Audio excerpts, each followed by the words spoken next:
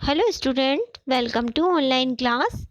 आज हम अपनी क्लास में कक्षा 8 पाठ 4 का अभ्यास कार्य कर रहे हैं, जिसमें प्रश्न नंबर 4 समझ रहे हैं हम, जो कि दे रखा है उच्चारण जो है उचित कथनानाम समक्षम आम्र अनुचित कथनानाम समक्षम न इति लिखत। अर्थात जो है सही कथन है, सही वाक्य है, उसके अंत में आपको आम्र लिखना है, यानी उसके सामने आपको आम्र लिखना है। और जहाँ गलत कथन दे रखा है उसके सामने आपको न लिखना है। ठीक है। उदाहरण आपको दे रखा है यथा, यानी उदाहरण जैसे पुरतः चरणम निधेहि। हमें ये जो है गीत के माध्यम से ही इसमें आपको प्रश्न पूछे गए हैं। जो गीत में आपको बता रखा है इस पाठ के, उसी के आधार पर आपसे इसमें क्वेश्चन किए जा रहे हैं।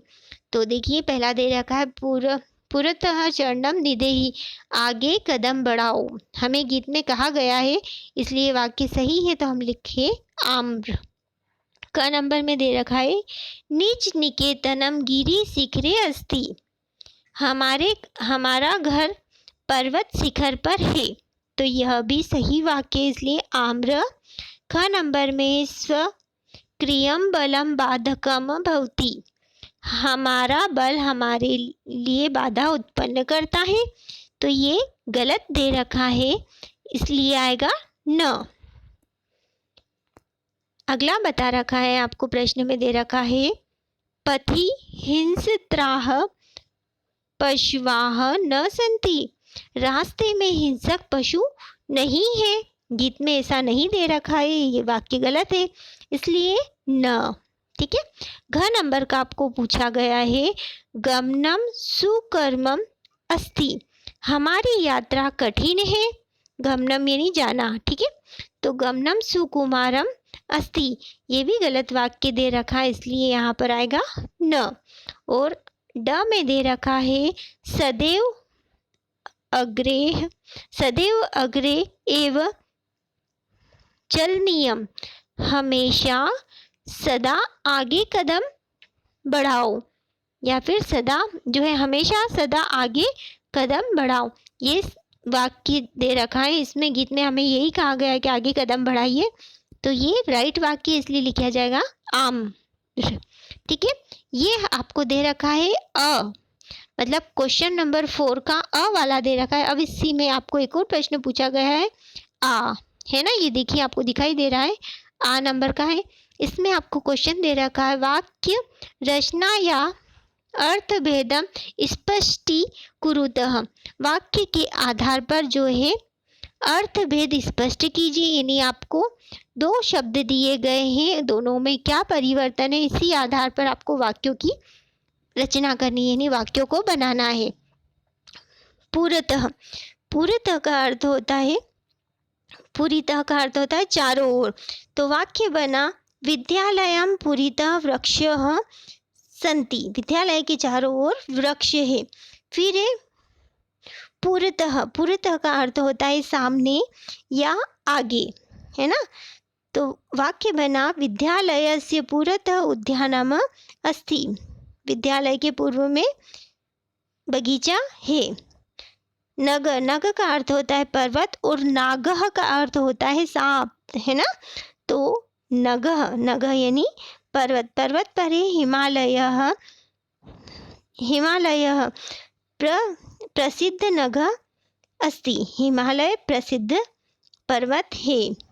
नागः वृक्षस्य समीपे एक नाग वस्ति। पेड़ के पास में एक सांप रहता है। फिर उसके बाद दे रखा है आरोहणम। आरोहणम का अर्थ होता है चढ़ना। वाक्य हम बनाते हैं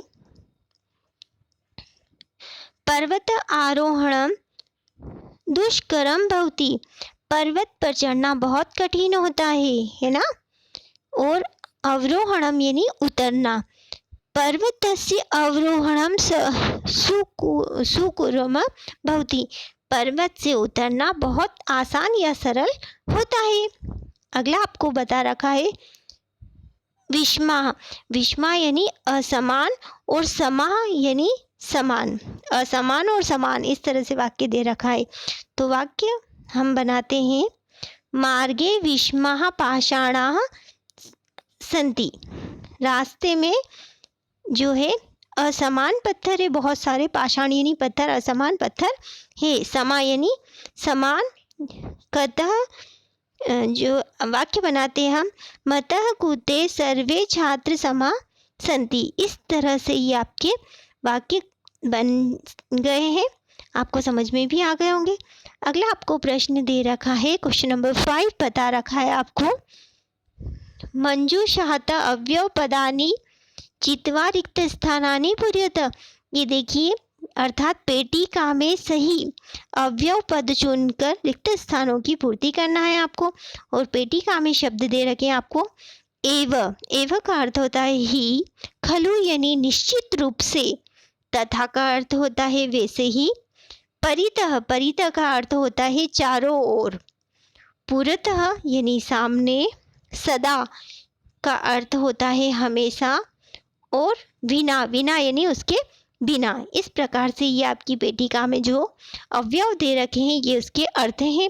अब मैं आपको इन वाक्यों को पढ़कर बताती हूँ। विद्यालयस्य पुरतः एकम उद्यानम अस्ति। विद्यालय के सामने, पुरतः मैंने अभी बताया कि सामने होता है इसका अर्थ। तो विद्यालयस्य एक, विद्यालयस्य जो है पुरतः एकम उद्यानम अस्ति। विद्यालय के सामने एक बगीचा है। ख नंबर में दे रखा है, तस्य एव जयते, सॉरी, सत्य एव जयते, यानी सत्य की ही जीत होती है। सत्यम एवं एव जयते, सत्य की ही जीत होती है। ग नंबर में दे रखा है, किम भवनम स्नानं कृतवान, किम भवनम स्नानं कृतवान खलु। ठीक है, इसका अर्थ होता है क्या आप स्नान कर चुके हैं, यानी ये प्रश्नवाचक चिन्ह लग रहा है यहाँ पर, है ना। तो प्रश्न पूछा जा रहा है कि आप स्नान कर चुके हैं। किम भवनाम स्नानम कृतवान खलु। आगे आपको दे रखा है घ नंबर में, सह कथा चिंतयति, सह कथा चिंतयति तथा आचर्यति, अर्थात वह जैसा सोचता है वैसा ही आचरण करता है ना। जैसा व्यक्ति सोचता है उसका आचरण भी उसी प्रकार का होता है। आगे आपको बताया गया है ड नंबर में, ग्रामम, ग्रामम परितः वृक्षः सन्ति, गांव के चारों ओर पेड़ है। च नंबर में दे रखा है, विद्या विना जीवनम व्यर्थः, पढ़ाई के बिना या फिर विद्या के बिना जीवन व्यर्थ है। और 6 नंबर में दे रखा है, सदा भगवनम भज, सदा यानी हमेशा भगवान को भजो, यानी भगवान की आराधना करो, भगवान की पूजन करो। इस तरह से ये आपको प्रश्न अच्छे से समझ में आ गए होंगे। ठीक है,